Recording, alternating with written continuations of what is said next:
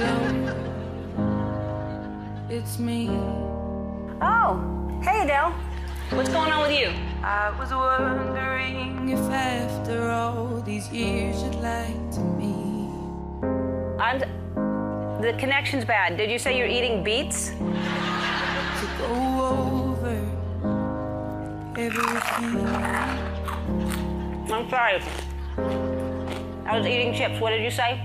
Hello, Still can't. Hold on. can you hear me? Yes. Can you hear me? Hello, Hello. I'm still here. Let's wrap. I'm in a hurry. and a million. Hold on. Hold on. I have another call. Hello? You used to call me on my cell phone. Oh, Drake. Hi.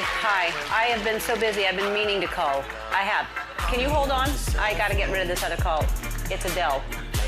So slowly. I'll tell you about it in a minute. Hello? Adele? Adele?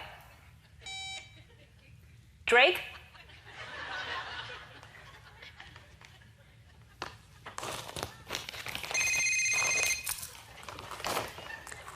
Hello?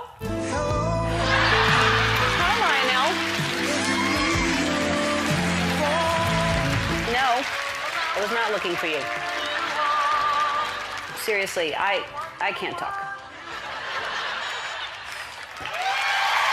Hello, it's me, and today we're gonna learn about the filter gallery, and I'm going to stop singing. Okay, so like I said, today we're going to be learning about the filter gallery, and we're going to take a look at different types of filters, specifically how to do a blur filter, a selective filter, and a sharpen filter.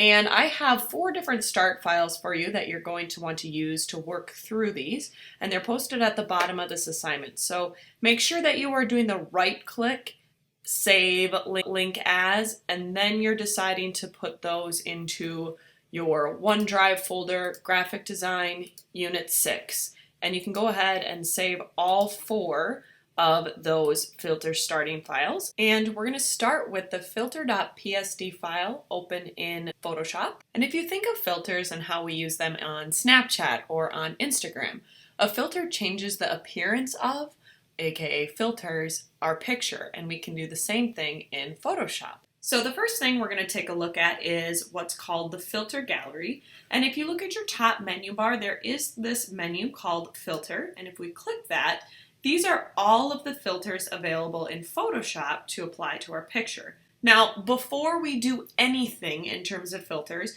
we have to do what's called convert for smart filters on our picture.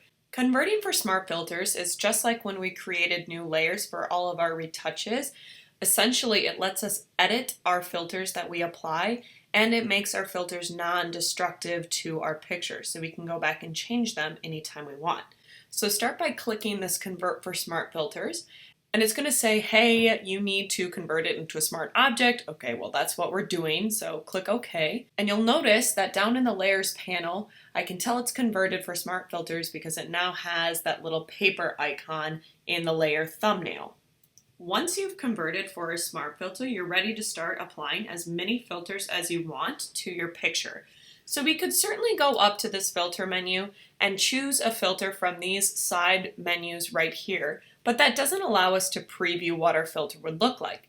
So instead, we're going to use what's called the filter gallery. So click the filter gallery, and you're going to see it opens up your picture, and then on the right-hand side, these are a list of all the filters that you would have had originally from this filter drop-down menu. So we see a preview of our picture right here, and you can, if you're not seeing this picture as clearly or as big as my computer, in the bottom left-hand corner you can zoom out of your picture or in to your picture a little more, or you can use this little arrow and choose Fit in View, and it should let you see the whole picture that you're working with in terms of a filter. When you're ready to apply a filter, you can open these drop-down menus right here, and you can have as many open as you want. And these are all of our filter options, and you're going to see that it gives a little preview of what the filter would do, but if you want to preview it on your actual picture, you simply click it, and again it's going to show you, so this is what poster edges would look like, or maybe I want to see angled strokes, or I could look at diffuse glow. And every filter that I click is going to have options on the right hand side along with it. So I'm on film grain. I could certainly increase the amount of grain or decrease. If I went to fresco, you'll see I have a little bit something different called texture. So any filter that you are looking at is going to have its own options on the right. So once you click a filter in the filter gallery, it will have applied it to your picture, and you can see that. So I'm on glass, and it shows up in this list. Now the cool thing about the filter gallery is you can apply multiple filters at the same time. So let's say that I wanted glass and maybe the paint daubs. In order to do that, I simply go to the bottom of this filter layer menu, and I click this little new effect layer button, and it's added a secondary glass filter that I can just go over here on the left then and change. So I can change my other one to paint daubs. So now I have both paint daubs and glass, and you can do as many filters as you would like.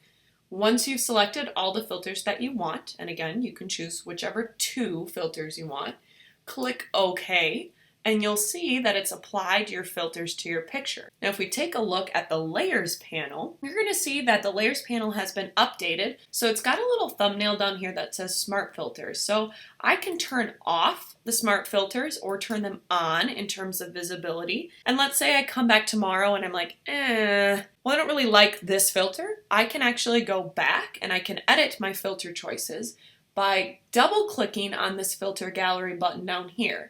So when you double click, it will bring back up the filter gallery and you can change it. So maybe I want my paint daubs to be switched over to chalk and charcoal, and then click OK, and it will update your picture's filters. So once you've applied 2 filters to this picture, I want you to do a file save as, and save this as a PSD, and then upload this to Schoology. Next up, we're going to talk about the blur filter. So we're going to go ahead and open the filter blur starting file that looks like this car.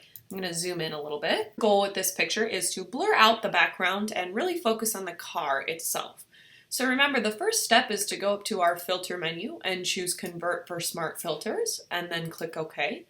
And once we've converted for our smart filter, what we're going to do next is select the area that we want blurred out. And you can use any selection tool you want. I'm going to be using this quick selection tool, but feel free to use the magic wand or the magnetic lasso. Again, whatever selection tool you feel most comfortable with. Select everything but the car. And your selection does not have to be perfect for the purposes of this video, so you'll see I'm not doing a super awesome job. But again, we're selecting everything but the car, or we're selecting the area we want blurred out. Once we have that selected, we can go up to our filter menu, and under the blur option, I'm going to choose motion blur, and you'll see it brings up this dialog box that has a bit of a preview. And if I move it over, I am previewing right now my picture. And I can use this slider so I can increase my blur a lot or a little, and you can play around until you find a setting that you like. You can also change the angle of your blur, so what way your blur is going. And once you have something you like, you can click OK. And you'll see, again, since we're using that smart filter, it allows me to turn visibility of my blur on and off, or I could double click motion blur and I could increase or decrease my amount of blur if I wanted. And that's how to quickly blur out the background or part of a picture that you want to. If you're happy with your blur on this, make sure you do a file save as and drop it into your OneDrive Graphic Design Unit 6 folder. And we're going to save it as filterblur.psd. And then you can go ahead and upload this file to Schoology and then close it out And the next file we're going to be working with is what's called a selective blur. So we're going to open the filter selective blur.psd file that looks like this just adorable little baby in the leaves. So in the last example, in order to blur something out, we had to make a selection of what we wanted to blur out, and sometimes that can take a little bit of time. So I want to show you another way to do this that's a lot faster and doesn't require you to make any sort of selection. Again, when we start, we'll always start by doing a convert for smart filter and clicking OK. And then this filter is called an iris blur. So we're going to go up to filter and we're going to do the blur gallery and we're going to choose iris blur. And it's going to bring up a secondary preview. And there are a couple different things that we need to know about the iris blur. So the first is that Photoshop automatically puts in this sample point. And this is going to keep whatever's in the center in focus, and everything out of the sample point is going to be blurred. Now the strength of our blur is set by this little circle on the inside. So if I click and drag this white line, the higher up I drag it, the bigger the blur is going to get, as you can see as I'm dragging down and up. I like to keep this high when I'm figuring out what I want blurred. So there are two different sets or two different circles here that we need to use when we are doing the iris blur.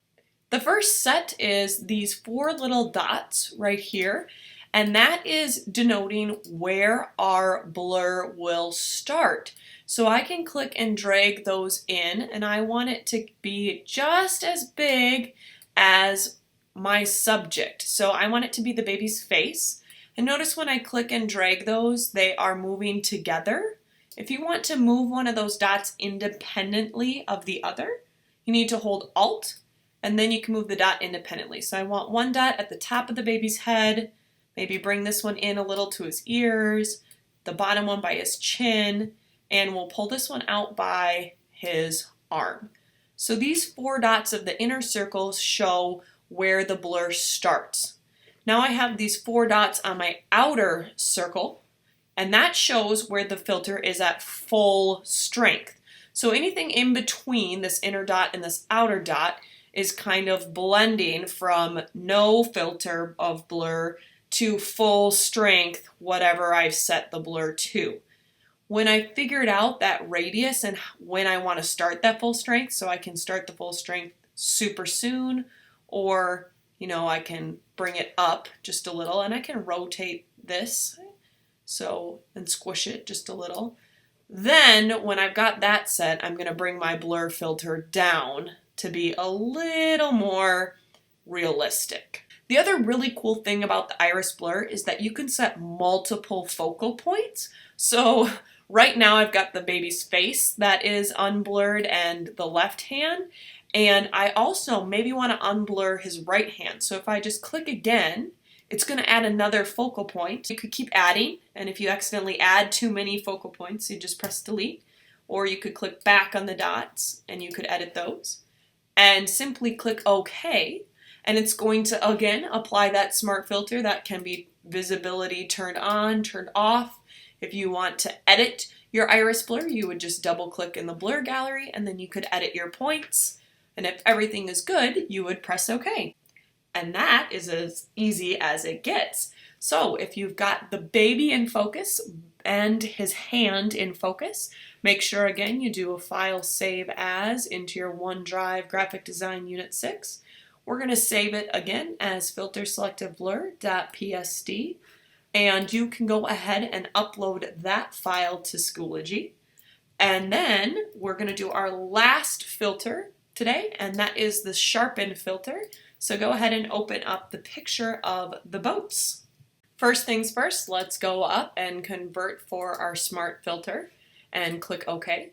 And what we're going to be practicing is our sharpening layer. And to sharpen means to bring out lots of detail into our photograph, specifically looking at the edges of things that may seem a little blurry. We're going to tighten those up and try to see them a little clearer. The best kind of sharpening that we're going to look at is what's called smart sharpening. So if we go to the filter menu and check out the sharpen options, there's a lot of different ones, but we want to use smart sharpen. And you're going to see that that brings up a dialog box, and you can see the preview if you've got preview checked. And so right now I can see a little bit different if I uncheck preview. I can see where I had a little blurrier of a picture, and now I have a little crisper, a little clearer with my Smart Sharpen.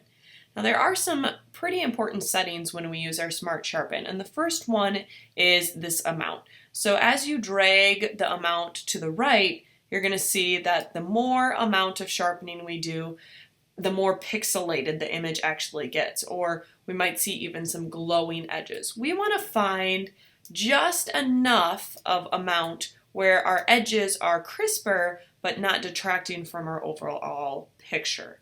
The next option is our radius, and if I drag the radius super high, again, you're going to see really glowing edges, and so we're trying to find that magic number where the picture still looks realistic yet clearer than before.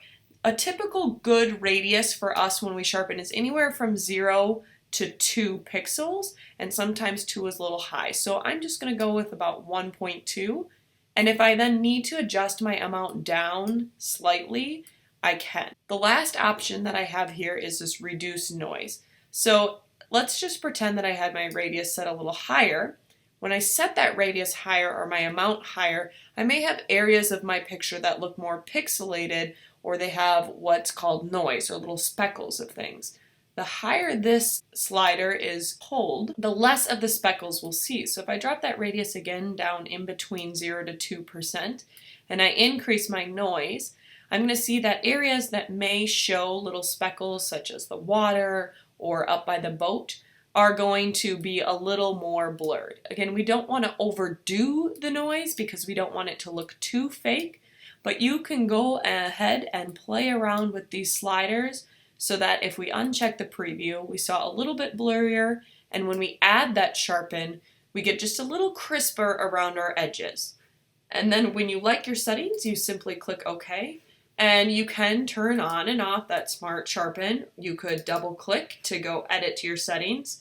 And when it's good, make sure that you do a file save as. Again, drop it in your OneDrive Unit 6 under Graphic Design, and we'll keep it as Filter Sharpen and a Photoshop document. When you've got that saved, go ahead and upload this file to Schoology. It's sad, but it's true. I'm way too good at goodbye.